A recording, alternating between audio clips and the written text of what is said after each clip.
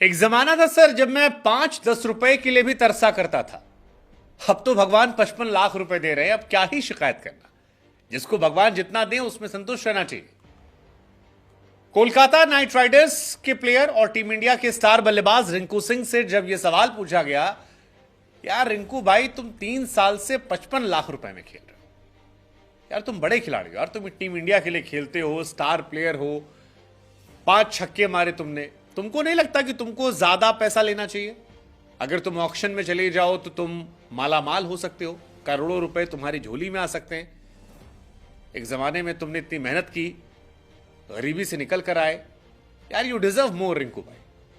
तो रिंकू सिंह कहते हैं कि सर आप जो कह रहे हैं ना वो ठीक बात है, लेकिन हम वही इंसान हैं जो एक जमाने में 10-5 रुपए के लिए परेशान होते थे।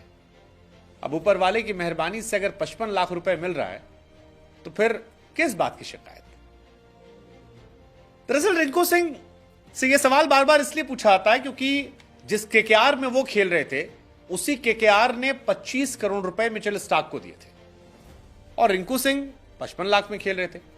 अब तमाम लोगों को बात अखर रही थी कि यार एक ही टीम में इतना भेदभाव कैसे, एक आदमी 25 करोड़, एक आदमी 55 लाख, और ये डिफरेंस बहुत ज्यादा है। और इसीलिए कई लोगों ने रिंकू सिंह से पूछा कि यार आपको भी ऑक्शन में जाना चाहिए, अगर आप ऑक्शन में जाओगे तो फिर आप माला माल हो जाओगे, बड़ा पैसा छाप कर आओगे। लेकिन रिंकू सिंह शायद केकेआर से लॉयल्टी ज्यादा रखते हैं और इसी वजह से कहते हैं कि सर 55 लाख जो मिल रहा है ना ये बहुत है सर, भगवान जिसे जितना देना चाहता है उसे उतने में खुश रहना चाहिए। रिंकू सिंह के जवाब की सोशल मीडिया पर बड़ी तारीफ की जा रही है। वैसे रिंकू का करियर भी बड़ा अजीबोगरीब रहा है। 2017 में जब पहली बार वो खेलने आए थे तब उन्हें केकेआर ने 10 लाख रुपए मिले। इसके बाद 2018 में जब रिटेन किया गया तब रिंकू सिंह माला माल कंपैरिजन में आज के और 80 लाख रुपए उन्हें मिले 2018 से 21 तक।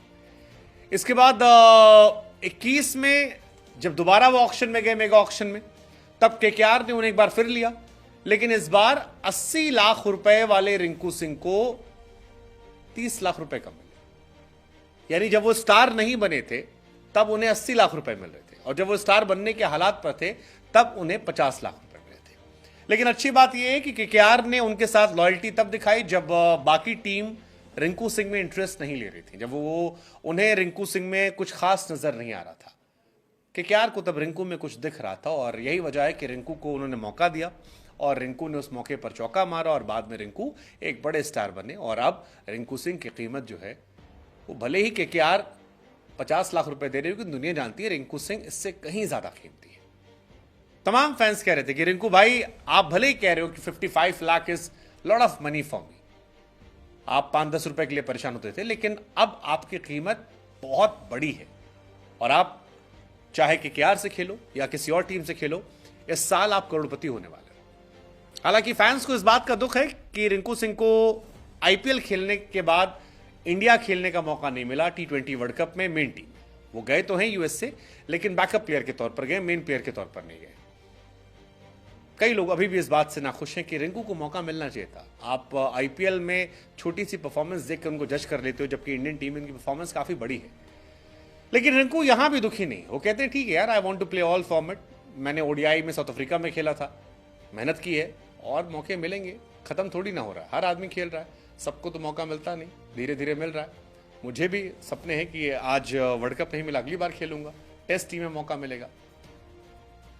अब रिंकू की इन बातों से एक बात तो साफ है कि रिंकू का दिल जो है वो बड़ा है और शायद यही वजह है कि इसीलिए फैंस भी कह रहे हैं कि रिंकू भाई even if you are happy with 55 lakh rupees, लेकिन आपकी स्किल्स जो है वो कहती हैं कि आप ज्यादा डिजर्व करते हो। कोई बात नहीं, दुनिया आपके साथ है, वक्त आएगा जब आप करोड़ों में जाओगे।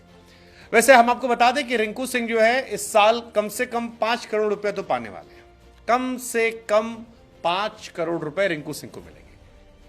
ये हम कोई भविष्यवक्ता के तौर पर नहीं बता रहे हैं, बल्कि आसान शब्दों में कैलकुलेशन के तौर पर समझा रहे हैं कि रिंकू सिंह को अगर केकेआर रिटेन करती है तो केकेआर को उनको कम से कम 5 करोड़ देना पड़ेगा। दरअसल 4 प्लेयर जो है वो रिटेन होते हैं और इन 4 प्लेयर पर 42 करोड़ रुपए पर से खर्च करना पड़ता है टीम को। पहला वाला 16 शायद, दूसरा वाला 11-12 के आसपास होगा, आखिरी वाला जो है वो 5 होता है।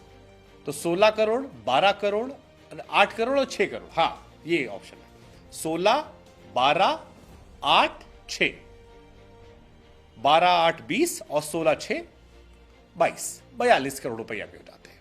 तो रिंकू सिंह को कम से कम 6 करोड़ रुपया केकेआर को देना पड़ेगा अगर केकेआर उन्हें फोर्थ ऑप्शन के तौर पर भी रिटेन करती है।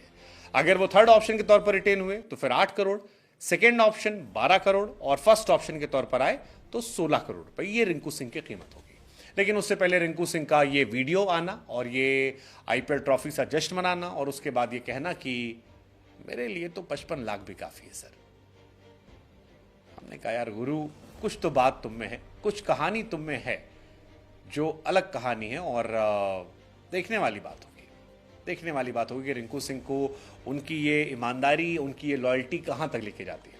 वैसे लॉयल्टी केकेआर के लिए इसलिए भी उनकी, क्योंकि जो चोटिल हुए थे तब केकेआर ने उन्हें बैक किया था और बैक करने के बाद उनमें इन्वेस्ट किया था, जिसके बाद रिंकू 5 छक्के मारते हैं और बहुत बड़े स्टार बन जाते हैं। शायद केकेआर ने जो लॉयल्टी दिखाई थी उसी लॉयल्टी को पे ऑफ कर दिया। लेकिन कहते हैं ना कि हर चीज का एक समय होता है। रिंकू भी जानते हैं शायद कि ये 5 लाख 55 लाख कहानी जो है वो इस साल खत्म हो जाएगी। मेगा ऑक्शन में किसी भी हालत में उन्हें 6 करोड़ रुपए मिल जाएंगे।